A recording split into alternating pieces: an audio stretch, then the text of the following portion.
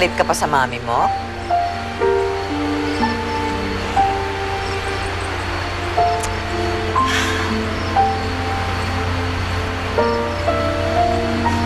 It's okay. I understand. Kasi, kung sa akin ginawa yon, magagalit din ako. She really doesn't love me. Hindi kagaya ninyo ni Daddy. Of course.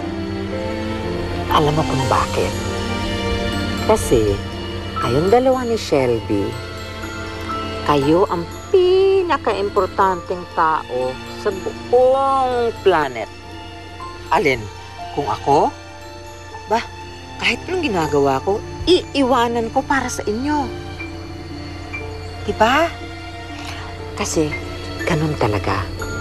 Pag mahal ka ng isang tao, ikaw lagi ang mauuna. Tama nga ako.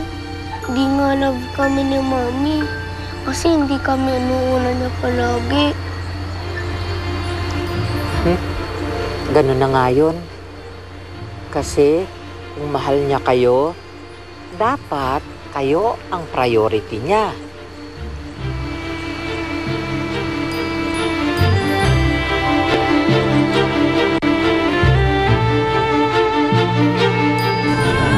Who loves you most? Mami! Who loves you least? Mami! Very good. May ipina-order po sa akin si Sir Kevin na ganitong relo. Hindi po ba sa inyo iniregalo yan ni Sir Kevin? Kung sino man na may suot ng relos na to, lagot siya sa akin. Ano bang nagawang kasalanan sa iyo ni Stella, Amanda? Bakit pilit mo pa rin nilalason ng utak ng mga apo mo laban sa kanya? She stole my son from me. Mapapatawad ko lang siya pag naaraw na si Kevin sa kanyang.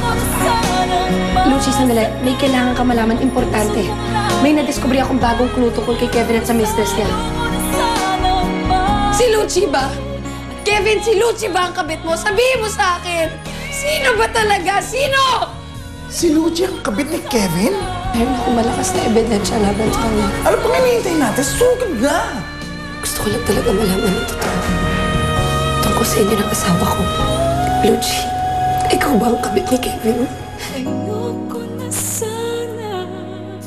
Ayoko na sana. The Artista Power.